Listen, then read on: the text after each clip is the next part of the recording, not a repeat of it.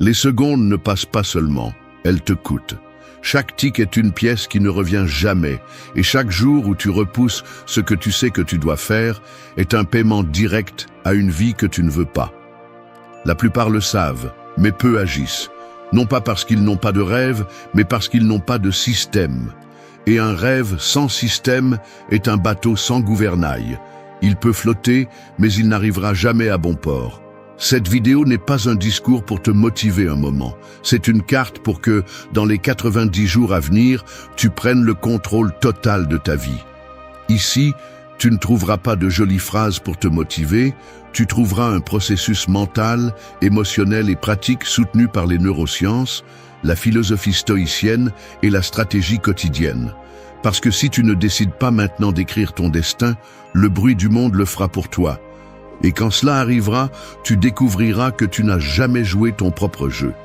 Sur ce chemin, tu vas apprendre à définir tes objectifs avec une précision chirurgicale, à donner une date à ta transformation pour qu'elle cesse d'être une fantaisie, à renoncer au confort qui te retient, à concevoir la discipline au lieu d'attendre la motivation, à programmer ton esprit comme si le changement avait déjà eu lieu, à visualiser avec une telle force que ton corps te croit, et à agir chaque jour jusqu'à ce que le doute se rende. Ce n'est pas un message pour tout le monde, c'est pour celui qui ne supporte plus l'idée de rester le même dans 3 mois. Parce que dans 90 jours, tu peux rester le même, ou tu peux devenir la personne qui provoque le changement au lieu de le mendier. Le compte à rebours a déjà commencé. 1. Écris ton destin avant que le monde ne le fasse pour toi. Une feuille blanche peut être l'outil le plus puissant ou le piège le plus silencieux. Si tu ne la remplis pas, quelqu'un d'autre le fera, et quand tu t'en rendras compte, tu vivras une histoire écrite avec les mots des autres. C'est ainsi que fonctionne la vie. Si tu ne définis pas qui tu es, ce que tu veux et où tu vas, le bruit du monde se chargera de le décider pour toi. Et le problème est que le monde n'a pas à l'esprit ta paix, ton but ni ta grandeur. Il veut simplement que tu rentres dans son moule. C'est pourquoi écrire ton destin n'est pas une phrase inspirante, c'est une tâche urgente. La plupart des gens vivent en réagissant. Ils répondent aux messages, aux engagements imposés, à la pression de ce qu'ils devraient faire. Et pendant ce temps, leurs véritables objectifs s'éteignent comme des braises qui ne reçoivent jamais d'oxygène. Un stoïcien le comprendrait bien. Tu ne peux pas tout contrôler, mais tu peux décider de la direction que tu prends. Écrire ton destin signifie arrêter de vivre de manière automatique. Cela signifie prendre un cahier, un document, n'importe quelle surface, et mettre en mots clairs et concrets ce que tu veux construire. Pas une liste de souhaits vagues, mais un plan structuré, avec des dates, des mesures. Parce que ce qui n'est pas écrit n'existe pas, et ce qui n'est pas mesuré n'avance pas. Définir ton destin nécessite une brutalité honnête. Peut-être que tu te rendras compte que beaucoup de ce que tu poursuis, tu ne le voulais même pas, mais tu l'as hérité des attentes des autres. C'est là que commence la véritable liberté, quand tu peux rayer ce qui n'est pas à toi et ne garder que ce qui vibre avec toi. Et il ne suffit pas de l'écrire une fois. Tu dois le relire, le polir, l'adapter, parce que ta vie n'est pas statique. Chaque semaine, chaque mois, tu devras ajuster le cap sans perdre de vue l'objectif final. C'est comme un navigateur qui, bien qu'il change la direction des voiles, ne perd jamais de vue le port où il veut arriver. C'est ici que la discipline stoïcienne entre en jeu. Tu n'écris pas ton destin pour rêver de lui, mais pour t'engager envers lui. Et s'engager signifie que chaque décision quotidienne doit être alignée avec ce but. Si ton but est clair, chaque fois que quelque chose essaie de te détourner, tu auras un filtre qui te dira « Cela me rapproche-t-il ou m'éloigne-t-il de ce que je veux ?» Cette simple question évitera que tu gaspilles de l'énergie sur des chemins qui ne te sont pas destinés. Parce que ce qui ne s'ajoute pas se soustrait. Et ce qui n'est pas sur ta carte est un détour qui te coûte du temps de vie. La neuroscience soutient cette pratique. Écrire et visualiser ce que tu veux crée des connexions neuronales plus fortes, facilitant la perception par ton cerveau de ce qui est atteignable et te motivant à agir.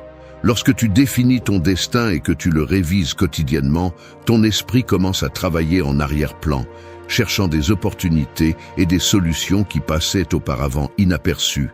Ce n'est pas de la magie, c'est de la concentration. Ton attention devient un radar qui détecte tout ce qui peut t'aider à y arriver. Mais voici la partie inconfortable.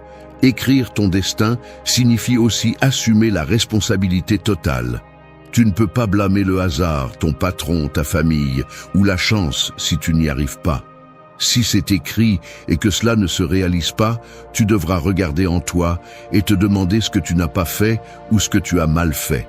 Et cela fait mal, mais cela te donne aussi du pouvoir. Parce que lorsque tu acceptes que tu as le stylo, tu comprends que tu peux aussi réécrire ce qui ne fonctionne pas. Alors, commence aujourd'hui. N'attends pas le moment parfait, car il n'arrivera pas. Ouvre un cahier et décris en détail la vie que tu veux dans 90 jours, 1 an, 5 ans. Sois précis. Définis à quoi cela ressemble, comment cela se sent, ce que tu as, dans quoi tu travailles, avec qui tu partages ton temps. C'est ton contrat avec toi-même. Et chaque jour que tu le lis et que tu le vis, tu revendiques ton rôle d'auteur de ton histoire. Parce que si tu ne l'écris pas, le monde le fera. Et quand cela arrivera, ce ne sera plus ta vie, ce sera la leur. 2. Donne une date à ta transformation où elle restera une fantaisie. Un objectif sans date est comme une flèche lancée dans les airs sans cible. Elle peut voyager loin, mais elle n'arrivera jamais nulle part. C'est ainsi que vivent beaucoup de gens, avec des rêves qui flottent sans direction, espérant qu'à un moment donné, les circonstances s'aligneront pour commencer. Mais la vérité est que la vie se met rarement en place pour que tu prennes action. Si tu ne fixes pas un jour précis pour ta transformation, le changement devient un mirage qui semble toujours être un peu plus loin, mais que tu n'atteins jamais. Le stoïcisme enseigne que le temps est la ressource la plus précieuse parce qu'il est le seul que tu ne peux pas récupérer. Chaque jour qui passe sans que tu avances vers ton but est un jour qui ne revient pas. Et le plus dangereux n'est pas de le perdre dans des activités vides, mais de t'habituer à procrastiner. La procrastination devient une habitude invisible, celle qui te donne la fausse sensation que tu as tout sous contrôle, alors qu'en réalité, tu laisses la vie décider pour toi. Fixer une date à ta transformation n'est pas un caprice, c'est un engagement. Cela signifie que tu définis un délai réaliste mais exigeant, qui te sort de la léthargie. Il ne s'agit pas de marquer un calendrier et d'oublier, mais d'ancrer cette date dans ton esprit comme un compte à rebours. La pression d'une limite de temps change la façon dont tu agis. Tu arrêtes de faire ce qui te plaît et tu commences à faire ce qui est nécessaire. Et c'est là la différence entre ceux qui rêvent et ceux qui réussissent. La neuroscience le confirme. Lorsque tu as un délai précis, ton cerveau priorise les tâches liées à cet objectif. Ce que les experts appellent un état d'urgence productive s'active. Tu commences à voir des opportunités et à organiser ton temps de manière plus efficace parce que tu sais que chaque jour compte. En revanche, lorsque l'objectif est indéfini, l'esprit le relègue au bas de la liste, derrière ce qui est urgent, trivial et distrayant. Te fixer un délai est aussi un acte de courage. Cela signifie que tu es prêt à échouer dans un temps mesurable et à te rendre des comptes. Cela fait peur, car la date t'oblige à agir même lorsque tu ne te sens pas prêt. Mais c'est là que réside le véritable changement. Apprendre à bouger malgré l'inconfort. Les stoïciens parlaient de vivre comme si chaque jour était le dernier. Non pas pour tomber dans le désespoir, mais pour agir avec intention, sans gaspiller d'heures sur ce qui n'a pas d'importance. L'erreur commune est de choisir des dates symboliques, comme le premier jour de l'année ou le lundi de la semaine prochaine. Ces dates se sentent bien parce qu'elles nous donnent un point de départ propre, mais elles sont souvent chargées du piège psychologique de l'attente pour commencer. La meilleure date pour ta transformation est celle qui te force à commencer maintenant, pas celle qui te permet de continuer à procrastiner. Une fois que tu as cette date, célèbre-la mentalement comme le début d'un pacte avec toi-même. Écris-la en grand, place-la sur ton bureau, sur ton téléphone, sur ton miroir. Transforme-la en un rappel constant que le temps passe et que chaque jour, tu as l'opportunité d'avancer ou de t'éloigner. Au final, la date n'est pas seulement un numéro sur le calendrier, c'est la ligne qui sépare la version que tu es aujourd'hui de la version que tu es destiné à être. Si tu ne fixes pas de date à ton changement, ton objectif restera un désir agréable à imaginer, mais impossible à vivre. Le moment de décider n'est pas demain, ni la semaine prochaine. C'est maintenant. Parce que chaque jour que tu ne commences pas est un jour que tu offres à l'inertie, et l'inertie est experte à tuer les rêves déguisés en confort. 3. Renonce à ta zone de confort avant qu'elle ne te détruise. Les racines qui ne bougent pas finissent par pourrir. Un arbre qui n'affronte jamais de vent fort développe des branches fragiles, incapables de soutenir leur propre poids. Les personnes ne sont pas différentes. Le confort prolongé affaiblit, endort et sans que tu t'en rendes compte, commence à corroder ta capacité à affronter la vie. La zone de confort ne se ressent pas toujours comme un luxe. Parfois, elle se déguise en routine, en sécurité, en tout va bien comme ça. Et pendant que tu crois qu'elle te protège, en réalité, elle t'enferme dans une cage invisible qui se referme un peu plus chaque jour. Renoncer à ta zone de confort ne signifie pas abandonner tout ce que tu connais par caprice. C'est reconnaître que la stabilité qui ne te défie pas est le début de la stagnation. Les stoïciens l'ont parfaitement compris. Grandir implique l'inconfort. Tu ne peux pas renforcer l'esprit si tu ne lui donnes que des expériences faciles, de la même manière que tu ne peux pas renforcer le corps sans le soumettre à la résistance. Cet inconfort est le prix du changement. Et plus vite tu l'accepteras, plus vite tu commenceras à te transformer. Le problème est que le confort devient une addiction. Plus tu passes de temps dedans, plus tu as peur d'en sortir.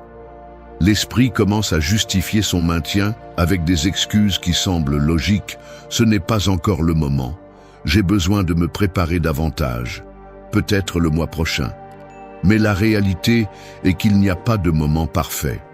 Et attendre de te sentir prêt est comme attendre qu'un incendie s'éteigne de lui-même.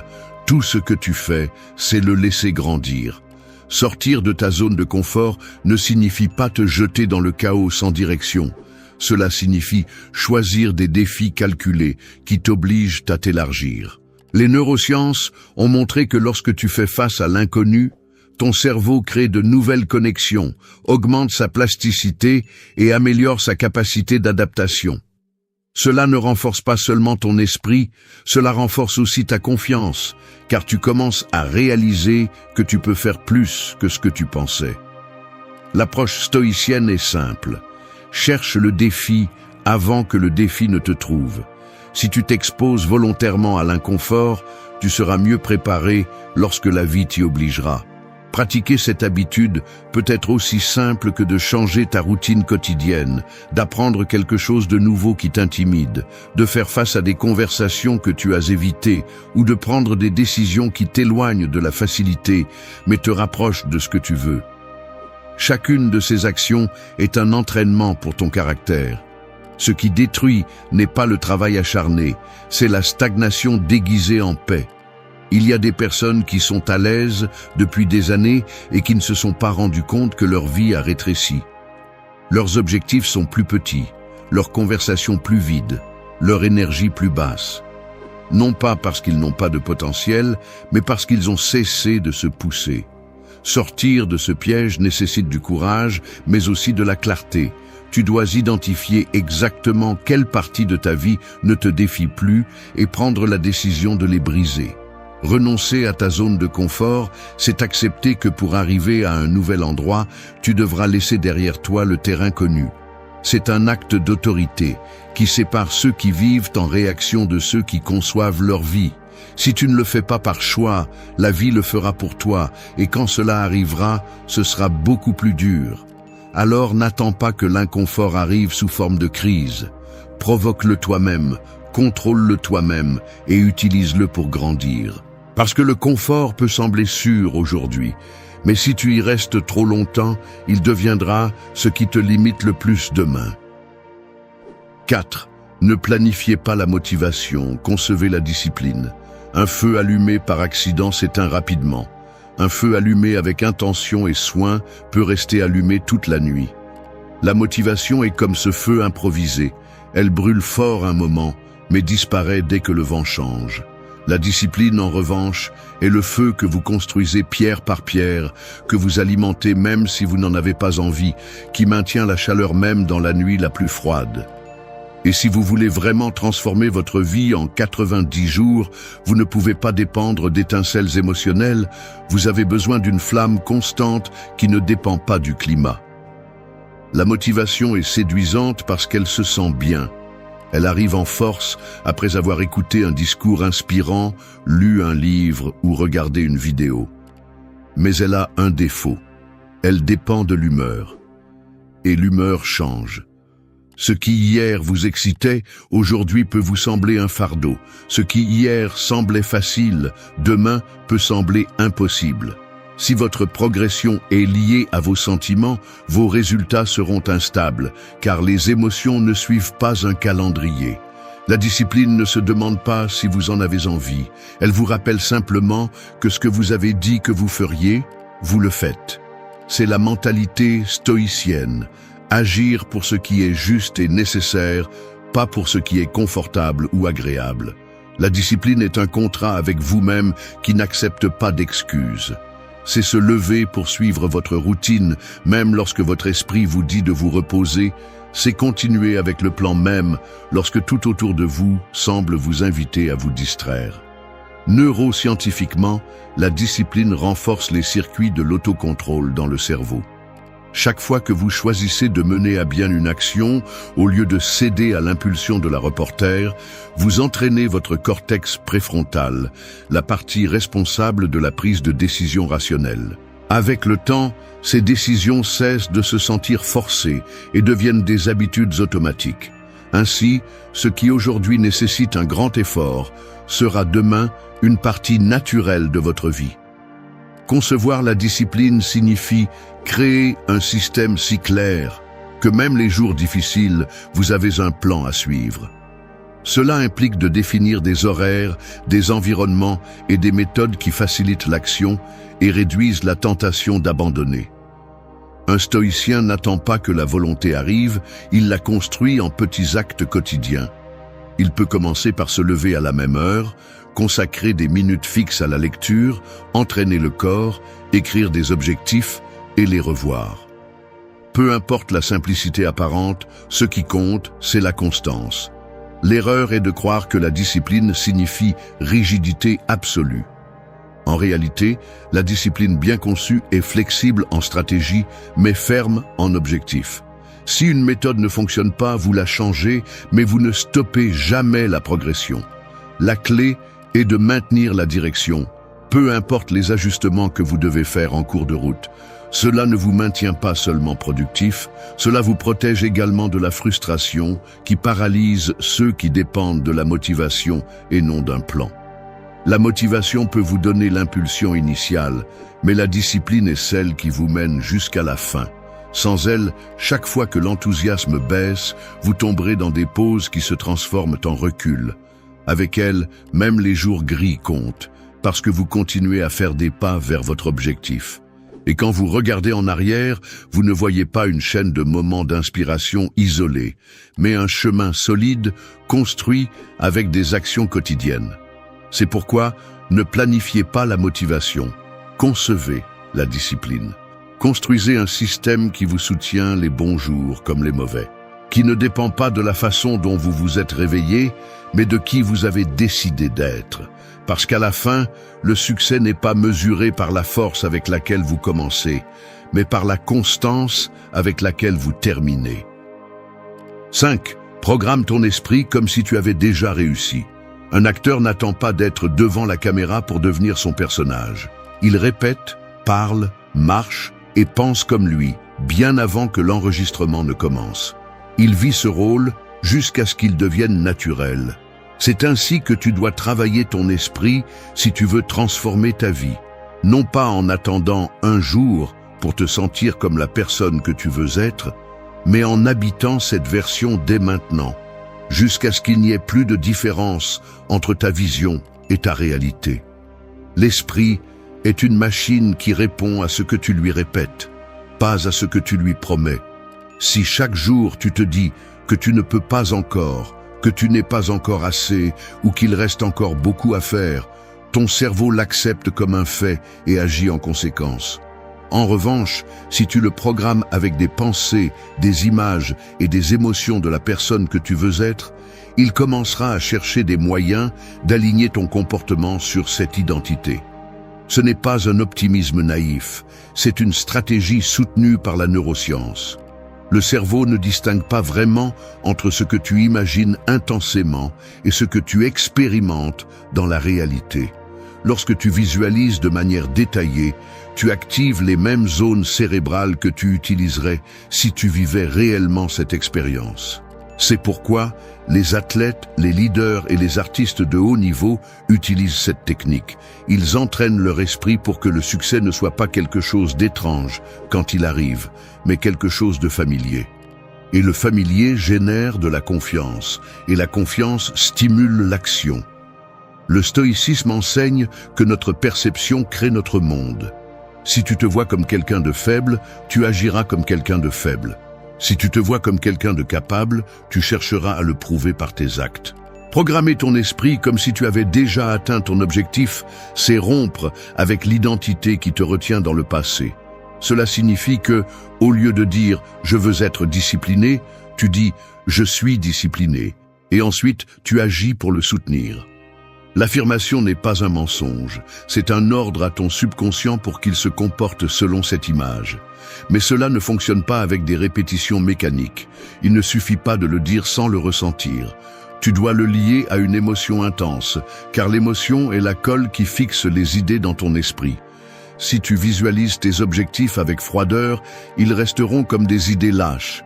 Si tu les vois avec passion, ton cerveau commencera à traiter chaque jour comme une opportunité de te rapprocher d'eux. C'est la différence entre quelqu'un qui pense seulement au changement et quelqu'un qui l'exécute. Concevoir cette programmation nécessite des rituels quotidiens. Le matin, visualise ta journée comme si tu étais déjà la personne que tu veux être. Comment tu parles, comment tu réagis, comment tu prends des décisions. Le soir, repasse ce que tu as fait et corrige mentalement ce qui n'était pas aligné. Cette habitude entraîne ton esprit à combler le fossé entre l'intention et l'action. Et avec le temps, tu cesseras d'agir comme si tu étais cette personne pour, tout simplement, l'être.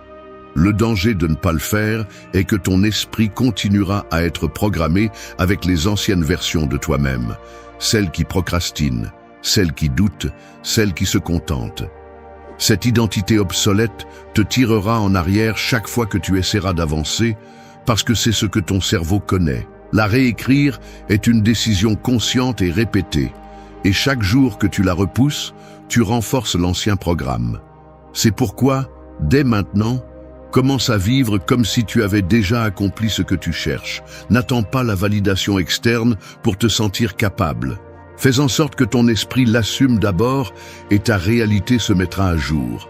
Parce qu'il ne s'agit pas de voir pour croire, mais de croire pour créer. 6. Visualise avec une telle intensité que ton corps te croit. L'architecte ne commence pas une construction sans voir d'abord le bâtiment complet dans son esprit. Il a les plans, connaît chaque détail, sait où chaque colonne ira et comment il se sentira en marchant à l'intérieur une fois tout terminé. La visualisation est ce plan mental, et si tu l'utilises avec la force nécessaire, ton esprit et ton corps commenceront à se comporter comme si ce que tu imagines était déjà en train de se produire. Ce n'est pas de la fantaisie, c'est de l'entraînement.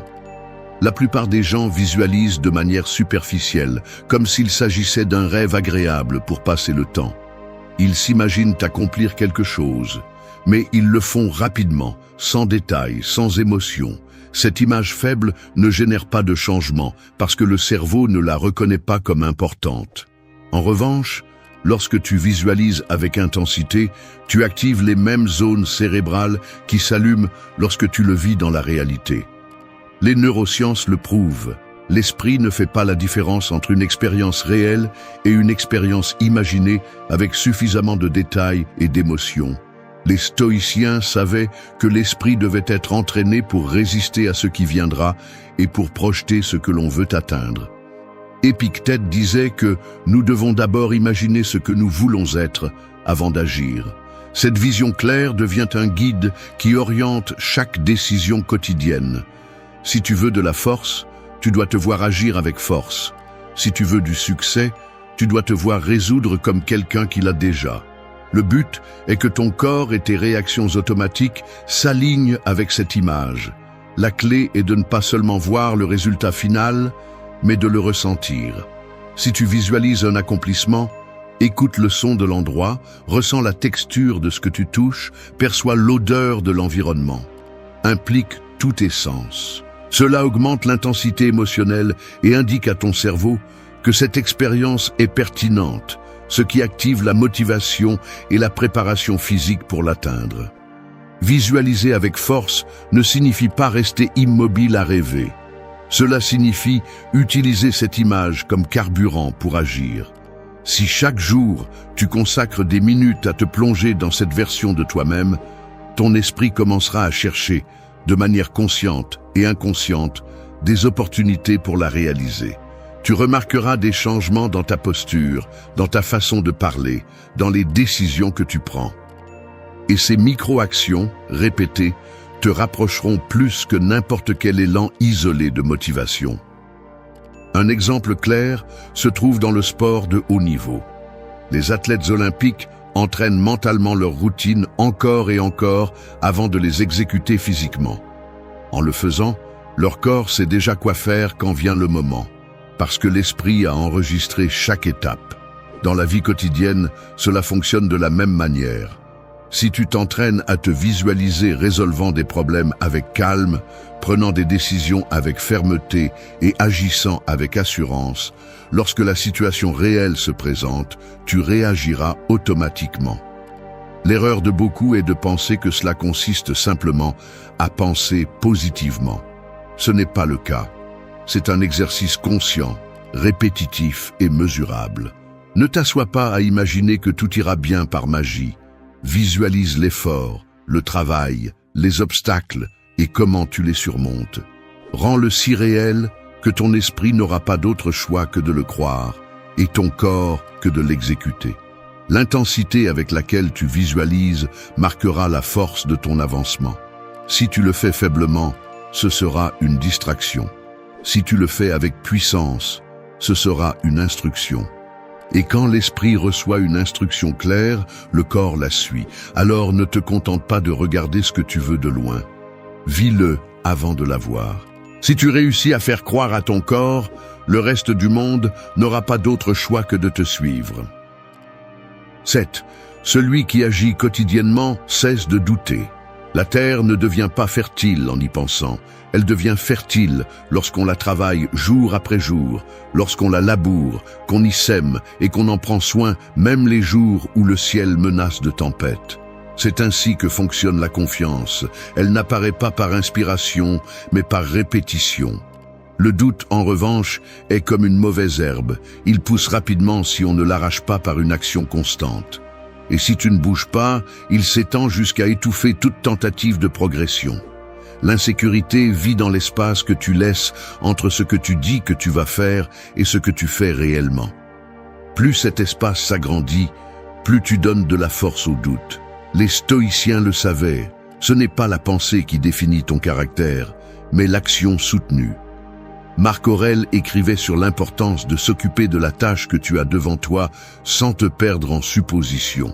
Celui qui agit quotidiennement n'a pas besoin de se sentir en sécurité avant de commencer, parce qu'il comprend que la sécurité est une conséquence de la pratique, pas une condition préalable.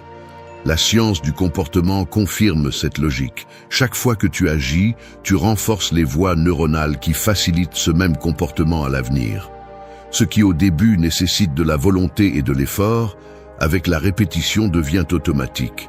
Mais pour que cela se produise, la constance est la clé. Il ne s'agit pas de grandes actions occasionnelles, mais de petits progrès répétés qui, ajoutés, génèrent d'énormes changements. Agir tous les jours ne signifie pas t'épuiser ni éliminer le repos, cela signifie ne pas laisser de jours vides. Si ton objectif est d'améliorer ta condition physique, fais de l'exercice même si ce n'est que quelques minutes. Si tu veux développer une compétence, pratique même si c'est pour une courte période de temps. Si tu cherches un changement profond, nourris ton avancement quotidien même si certains pas sont courts. La chaîne d'action est fragile au début, mais elle se renforce à mesure que tu la maintiens intacte. Attendre que le doute disparaisse avant d'agir est comme attendre qu'une pièce se range toute seule. Le doute ne disparaît pas avec le temps, il se dissout avec le mouvement. La clarté arrive quand tu agis, pas quand tu penses. C'est pourquoi faire un pas aujourd'hui, aussi petit soit-il, est plus précieux que de planifier 10 pas pour un avenir incertain. Le stoïcisme enseigne que la vie se vit dans le présent et que chaque jour est une opportunité d'exercer les vertus qui te rapprochent de ton but. Parmi elles, la diligence occupe une place essentielle. Faire ce qui est nécessaire sans le reporter, sans dépendre de conditions parfaites. Chaque acte quotidien est un investissement dans ton caractère et avec chacun d'eux, tu t'éloignes de la paralysie et tu te rapproches de ton objectif. L'action répétée construit également une identité solide. Lorsque tu prouves, même dans de petites tâches, que tu peux maintenir un engagement quotidien, tu commences à te voir comme quelqu'un de capable et de discipliné. Cette identité te pousse vers de nouveaux défis et ainsi tu entres dans un cycle où agir cesse d'être un effort et devient ta façon naturelle de vivre. C'est pourquoi n'attends pas la motivation parfaite, n'attends pas que le doute se retire de lui-même. Agis aujourd'hui, répète demain, et maintiens la chaîne jusqu'à ce que tu ne puisses concevoir un jour sans progresser. Parce que celui qui agit quotidiennement cesse de douter, et celui qui cesse de douter devient irrésistible. 8. Il ne s'agit pas seulement de changer ta vie, il s'agit de devenir celui qui la transforme. Changer ta vie semble grand, mais reste incomplet si tu ne changes pas la personne que tu es dans le processus. C'est comme rénover une vieille maison en peignant les murs sans toucher aux fissures des fondations. Elle peut sembler différente de l'extérieur, mais tôt ou tard, tout se brise à nouveau. La véritable transformation ne consiste pas à atteindre un objectif précis, mais à reconstruire l'identité qui soutient tout ce que tu accomplis. Si tu ne cherches que le changement externe, tu risques qu'il soit temporaire. Tu peux atteindre un objectif, mais si ta mentalité reste la même, tôt ou tard tu reviendras aux habitudes qui t'éloignaient de lui. Les stoïciens l'avaient bien compris. Le but n'est pas de collectionner les réalisations, mais de devenir une personne capable de les soutenir. Le but n'est pas d'arriver, c'est de rester à l'endroit où tu es arrivé, et cela n'est réalisé que par celui qui se transforme de l'intérieur. Ce processus exige que tu laisses derrière toi des croyances, des attitudes et des réactions qui ont peut-être été avec toi toute ta vie. Ce n'est pas confortable. Il y aura des parties de toi que tu devras enterrer, même si elles t'ont accompagné pendant des années, parce que tu reconnaîtras qu'elles n'ont plus leur place dans ta nouvelle version. Chaque action, chaque décision, chaque habitude que tu as construite en ces 90 jours aura été un outil pour façonner cette personne qui peut soutenir le changement sans s'effondrer. La neuroscience explique que lorsque tu adoptes une nouvelle identité de manière consciente, ton cerveau reconfigure son réseau de connexion pour renforcer les comportements cohérents avec cette image. Si tu commences à te voir comme quelqu'un de discipliné, tes décisions, ton langage et tes habitudes s'alignent sur cette vision. Si tu te vois comme quelqu'un qui crée des opportunités au lieu d'attendre qu'elles arrivent, tu commenceras à agir en conséquence. Ce n'est pas une illusion, c'est un changement physique dans la façon dont ton esprit traite la réalité. Devenir celui qui transforme ta vie signifie aussi que tu cesses d'être réactif. Tu n'attends pas que la motivation te visite, tu ne laisses pas les circonstances décider pour toi, tu ne donnes pas le contrôle à des facteurs externes. C'est toi qui écris, corriges et édites ton histoire, parce que tu as compris que personne d'autre ne le fera pour toi. C'est la différence entre ceux qui vivent de moments et ceux qui construisent un héritage. Cette clôture n'est pas un applaudissement final, c'est un rappel inconfortable. Tout ce que tu as entendu dans ce scénario ne sert à rien s'il reste dans tes notes ou dans ta mémoire. La véritable valeur est dans son application, dans la prise de ces 8 principes et leur transformation en habitude que tu ne négocies pas.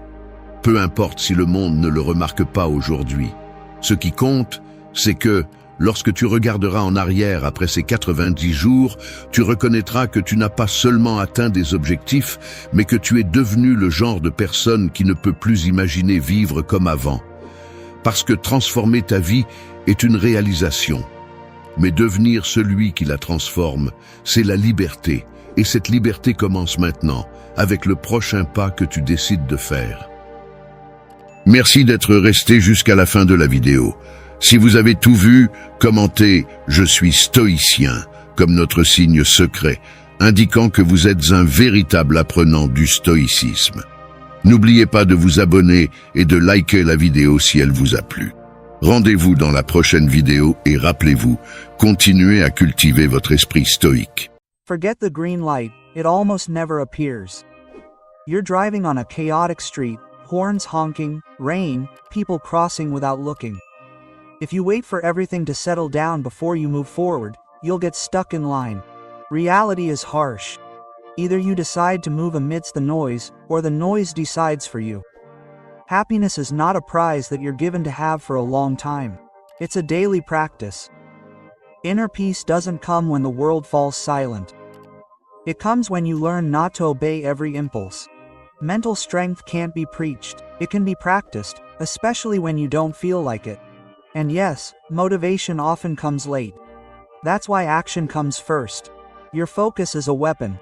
Where you point your mind, your energy grows. If you feed your head with complaints, you see more problems. If you feed it with ideas that lift you up, you become clearer and harder to break. Your mental diet matters as much as what you eat. And gratitude isn't sugar to sweeten the bitterness. It's a survival tool that turns on the light when the day gets narrow. Stay here. We don't sell promises. We transform Stoic principles into habits that get implemented on good days and especially on tough days. Because you don't need a perfect path. You need control over the steering wheel, precision in your attention, and the discipline to keep moving forward even when the weather doesn't cooperate. 1. Master your mornings and wrest control from chaos. Your morning is a runway. If you clear it, you go up. If you fill it with trucks, you stay grounded. The world will offer you neither silence nor order in the morning. So you decide whether to wait for the weather to align or rev up the engines in the drizzle. Mastering the morning isn't about romance, it's about command. The first decision of the day establishes internal hierarchies. You either rule or inertia rules. Your newly awakened mind is fertile ground. So protect it from the noise. In Stoicism, control begins with focus. And early morning focus is defended with clear rules, not well wishes. Start with the unnegotiable. When the alarm goes off, you get up. No haggling, no delays, feet on the ground, breathing that sets the pace, high to fire up the engine. An awakened body reduces excuses and prepares the mind for better decision-making. You don't need a perfect ritual. You need consistency, 2 minutes of stretching, a handful of deep breaths, a short walk or a few squats, a simple movement that breaks the laziness and reminds you that you are in charge. This morning gesture is not trivial, it is a statement. Today, you will not obey comfort. Defend your first few minutes as if they were a treasure. No networking, chatting, or news at the beginning of the day, because this consumption imposes foreign agendas on you. Feed your mind with material that uplifts you, a page from a good book, a clear idea, a short reflection.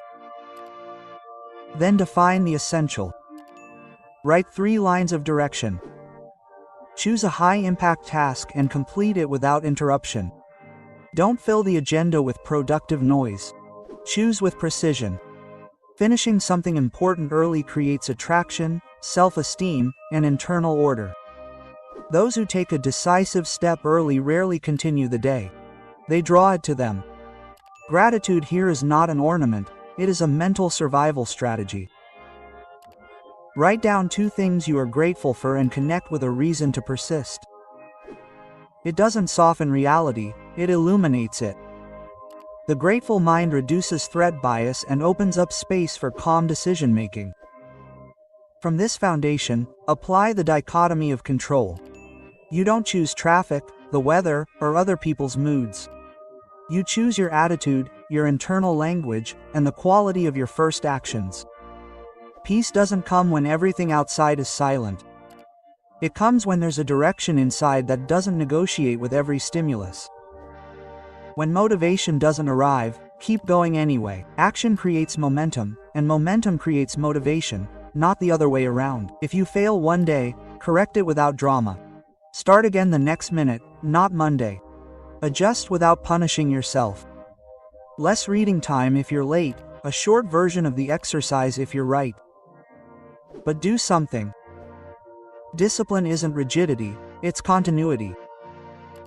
Every morning you trains your willpower and weakens the tyranny of excuses. This quiet repetition makes you hard to break when the day takes a turn for the worse. End the first hour with clarity. Key task accomplished, mind nourished, body activated, course set. You haven't sought perfection. You've consolidated control over what's essential. Chaos may stir up waves, but your plane has already taken off. Today, you don't leave the script to chance. You get up, breathe, choose, and act. The day obeys the one who leads. If you stumble, you get back up and continue without unnecessary noise, without empty promises, with the quiet strength of someone who has already taken control. Conquering inertia. Move forward even without motivation. Inertia is like quicksand, silent. It doesn't swallow you up all at once. It gently holds you back until you realize you're not moving anymore. And waiting for motivation there is like asking the sand to give you back the ground. That's why the way out is not to feel more, it's to move before feeling. Just like a runner who starts cold, knowing that the heat comes after the 3rd step and not before. Action is the spark that creates momentum and not the other way around. Accept this reality without embellishment. Most days don't start inspiring. The mind will look for elegant excuses to delay you and the body will ask for 5 more minutes. But life doesn't reward those who negotiate with laziness, it rewards those who start without emotional permission. Because willpower is strengthened by taking action, not by waiting. Conquering inertia starts with a simple and powerful principle. Minimum viable action. Choose the smallest gesture that brings you closer to the task and do it immediately. Open the document, put on your sneakers, send the first message. This micro beginning breaks the spell of the later because it transforms the task into the present and the present is manageable. Accompany it with a zero friction ritual. Have the tools ready. Prepare the environment. Eliminate the stupid obstacles that rob you of willpower and apply a short countdown to cut off the internal dialogue that sabotages. Breathe, count down and move. Without speech, without drama, with decision. Your internal language must be operational and not sentimental. Instead of I don't want to, use I'll do it anyway. Instead of I can't, use I'll start small. This aggressive neutrality prevents you from getting involved in changing moods and gives you back control of the direction. Tension is both fuel and brake. Where you place it, you multiply or stop. That's why during the startup, protect your focus, as if it were a lit fuse. Open only what is necessary for action. Close distractions. Silence notifications and conversations that dilute it and choose a clear measure of progress that you can complete without interruption. 15 lines written, 10 minutes of focused practice, a key call made. Finishing something creates attraction, and attraction reduces the weight of inertia. Plus, it feeds self-esteem with deeds, not promises. Remember that inner peace is built when you keep your commitments, not when everything outside cooperates.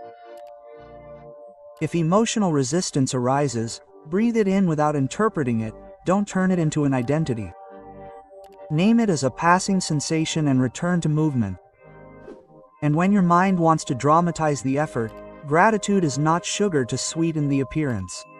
It is a survival tool that changes the physiology of the moment and opens up room to continue. You thank the body that works, even if it weighs you down, the opportunity to train the mind in a gray day, the ability to choose one more step. This brief statement does not erase the effort, but reduces the resistance, and with less resistance the wheel turns.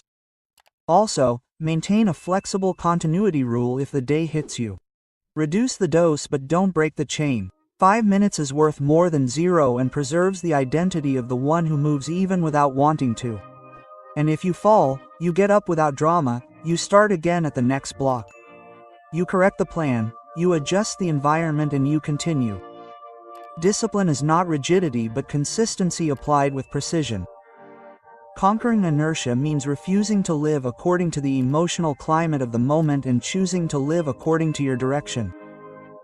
It means remembering that the impulse comes behind the movement, that motivation respects the one who is already moving and that each opportune start makes the next one lighter. Today, you don't wait for the perfect green light. You put yourself in first gear, you let go of the brake and you move forward because life rewards those who decide and execute. 3. The invisible treasure that most give each morning. The first few minutes of the day are like the newly sharpened edge of a sword, clean, sharp, and ready to cut with ease. But if you misuse them, they wear out before they reach what really matters. Most give them away without realizing it, giving them over to notifications, trivial conversations, or problems that don't yet exist. It's like opening a safe and letting anyone reach in. What you do in this first few minutes determines the speed, tone, and direction of the rest of your day.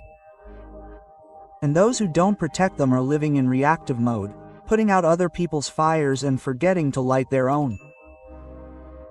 Defending these minutes requires clarity about what they mean. This is the time when your mind is most malleable before the noise of the world colonizes your attention. If the first thing you receive is chaos, everything that follows will be contaminated. That's why the beginning must be deliberate, not accidental. Establish an invisible perimeter where external demands, social media, and impromptu dramas do not enter. If you work from home, avoid opening the mail during that first hour. If you do go out, do not listen to empty conversations. This time is a pure investment, and the return is visible in your focus and energy hours later. Begin with an act that reminds you that your day is yours. It could be physical movement, a brief meditation, an uplifting piece of writing or reading. The format matters less than the intention. Ignite your direction before society tries to assign one to you. The Stoic idea of self-government begins here in how you choose your first thoughts and actions. These are not minutes to absorb mental garbage but to plant seeds that will later become firm decisions. If you leave it to chance, technology will decide for you. An urgent message that is not.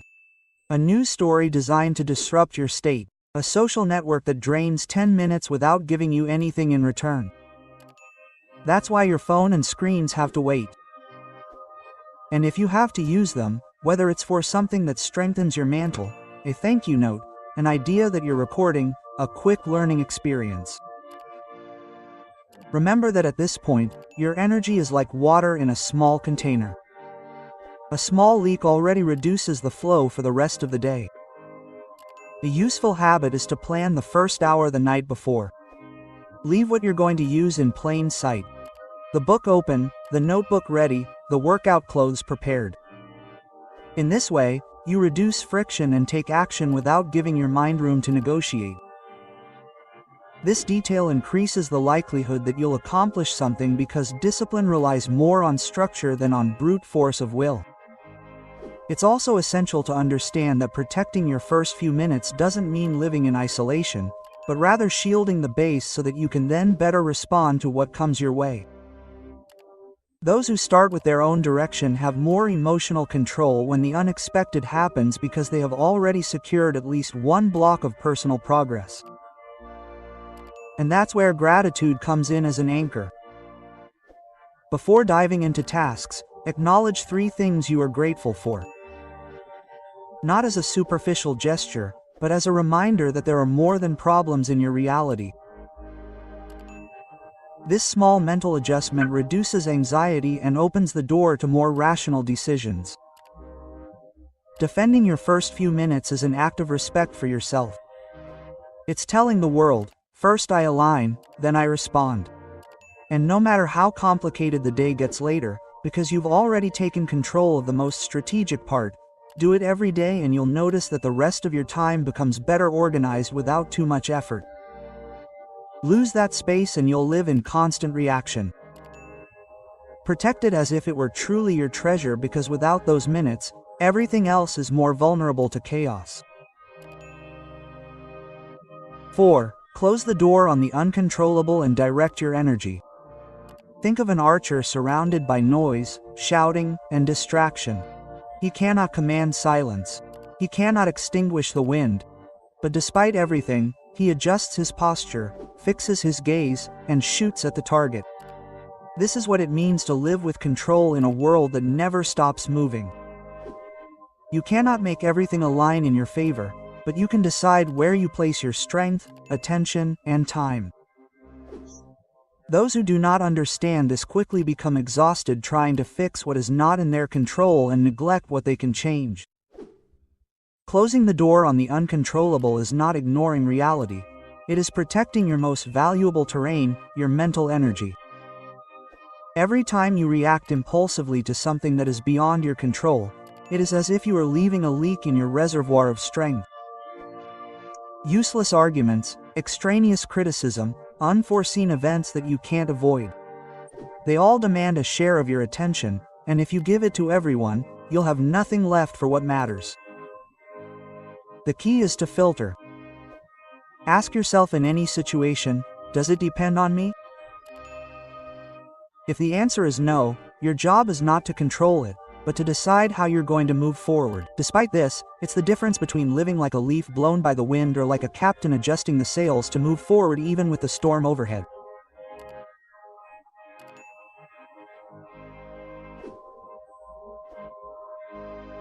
Directing your energy with precision means having a clear goal each day and aiming for it as if nothing else existed. Don't scatter yourself across 10 half-hearted things, but focus on one that moves you forward. And when the world presents you with obstacles that are beyond your reach, turn them into a signal to reaffirm your focus, not to abandon it. A project being delayed, someone's unfair opinion, the weather not cooperating. All of this is external noise, and the noise only becomes dominant if you turn down the volume of your goal. There's something else. It's not just about what you do, but what you allow to inhabit your mind.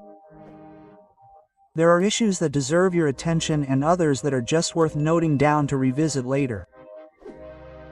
Don't load everything into your mental backpack because that slows you down. Learn to let go of what doesn't require your immediate intervention.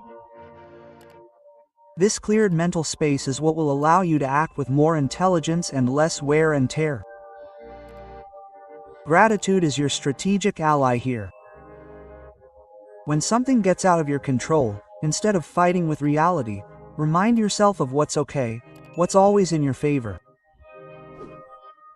This isn't naive optimism, it's keeping perspective so that an obstacle doesn't make you lose sight of the whole path.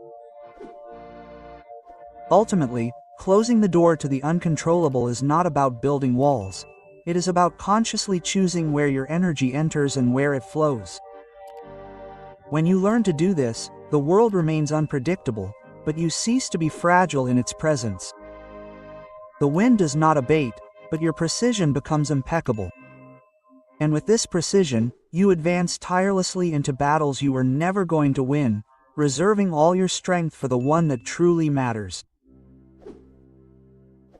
5. Feed your mind with ideas that uplift and strengthen you. Your mind is like a fortress built on top of a mountain. It can withstand wind, rain, and attacks. But it does not survive long if you leave it open for anyone to enter and deposit their garbage. Every thought you allow, every image you absorb, every word you hear is like a visitor entering through the front door. Some bring tools and materials to reinforce your walls. Others bring cracks and corrosion. If you don't filter who comes in, one day you'll discover that the fortress is no longer a refuge, but a ruin crumbling from the inside. Feeding the mind is not a luxury, it's a duty. What you mentally consume becomes the basis for your emotions, your decisions, and your ability to cope with life. If you feed yourself with complaints, news designed to make you angry, and empty conversations, you can't expect clarity or strength. Just as you don't build a healthy body by eating garbage, you don't build a strong mind by consuming poor thoughts. The first step is to take control of your mental diet. Decide what information you're going to allow in and what you're going to expel without hesitation. Adjust your sources. Stop following accounts that only generate noise. Reduce your consumption of sensational news and surround yourself with people who elevate the level of conversation. It's not about isolating yourself, it's about protecting your mental ecosystem. Also, pay attention to the dialogue you have. Words carry weight and shape the direction of your thinking. If you surround yourself with people who only complain or criticize without offering solutions, you'll end up adopting that pattern. Seek out environments where people talk about ideas, learning, and possibilities. This doesn't mean ignoring problems, but approaching them with a mindset that seeks to solve, not sink into them. Make mental nourishment a conscious habit. Set aside a space each day, however small, to consume something that strengthens you. A chapter of a good book, a text that challenges your perspective, a Stoic lesson that reminds you where your control lies, or a conversation that inspires you to take action. The key is daily repetition. Because the mind, like a muscle, grows stronger with what it receives consistently, not with a single dose. And don't forget the most critical part, internal dialogue. If you allow your mind to repeat phrases like, "I can't," or "it's impossible," you're letting corrosion work from within. Replace these phrases with others that open up new voices. "I can learn," "I can try," "I can improve." This isn't naivety, it's mental training. Stoicism teaches that you don't always control what happens, but you do control the ideas with which you confront what does. Over time, this practice transforms your perception. Like a fortress that repairs and strengthens itself each day, your mind becomes more resistant to unfair criticism, collective pessimism, and adverse circumstances. Life will continue to bring challenges, but with a solid foundation, no storm can topple you. And that's where true strength is revealed, not in avoiding chaos, but in remaining steadfast and clear-headed as chaos tries to enter. 6. Use gratitude as your shield against dark days. Life is sometimes like walking in persistent rain. Not a spectacular storm that forces you to run, but that constant drizzle that gradually soaks and cools the waters without you realizing it. On these gray days, the weight doesn't come all at once, but from the accumulation of small inconveniences, disappointments, and mental burdens. This is where many bow their heads, hunker down, and wait for the skies to clear. But a Stoic doesn't wait for the weather to change. He leads the way with the shield of gratitude. Gratitude isn't a prop for naive optimism. It's a tool for mental survival. It's a reminder that even when everything seems to be going wrong, there are still elements of your life that remain intact, resources that you can draw on, strengths that haven't been lost.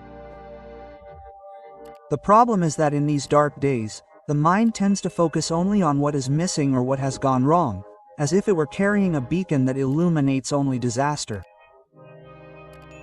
Practicing gratitude is about turning that beacon, forcing the gaze to recognize what remains standing.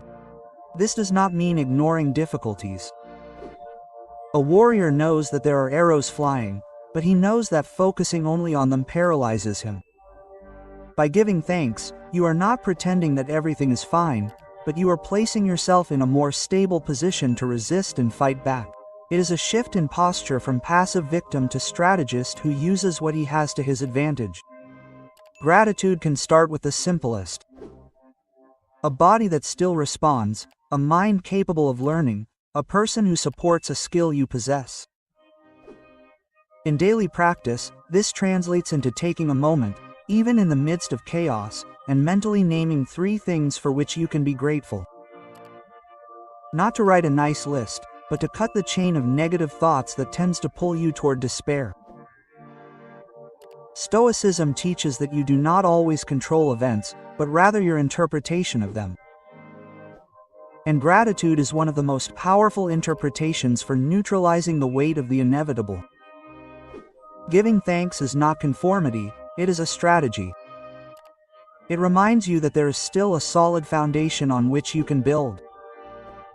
Even if the ground around you seems unstable, turning it into a habit requires consistency. There is no point in practicing it only in moments of calm, because then it will be weak when you really need it. Just as a shield is tested in battle, gratitude grows stronger in the midst of conflict. When the day starts off badly, take a deliberate pause to look for what you still have in your favor. Do the same if your mind protests and tells you that nothing good is coming, because that is precisely when you need it most. And here is the hidden effect. Gratitude changes your physiology. Various studies show that giving thanks reduces stress and activates areas of the brain linked to tranquility and mental clarity. It's not magic, it's biology. Less tension means better decisions, and better decisions increase your ability to get through the day. Using gratitude as a shield is a reminder that darkness doesn't define you, that bad days don't cancel out all the good in your life. It's a practice that doesn't eliminate the rain, but allows you to walk straight into it without losing direction. And when the storm passes, you'll discover that you've not only resisted, but that your step has become firmer and your eyes sharper to recognize the light even in the grayest landscapes. 7. Break the tent. Act before you feel ready. Waiting until you feel ready is like standing on the dock watching the sea, waiting for the wind to be just right, the waves to calm down, and the sun to shine at exactly the angle you imagined. Time passes, days repeat themselves, and other boats sail while you continue to measure the water. The truth is that that perfect moment never arrives. There will always be something missing, a lingering fear, a doubt that whispers that it is not yet time. If you aim while waiting until you feel ready, you end up building a life on hold. Stoicism teaches that action builds character, not the comfort of certainty. Total security is an illusion because experience is only gained on the ground, not in theory. Overthinking before taking a step is often an elegant excuse for not moving. The time you spend analyzing could be time that brings you closer to your goal by learning with each try. And even though your mind tries to protect you from making mistakes, the truth is that mistakes are part of progress. Taking action when you're not ready doesn't mean jumping in blindly. It means taking the next step with what you have now. If you wait for the perfect plan, you'll never get started.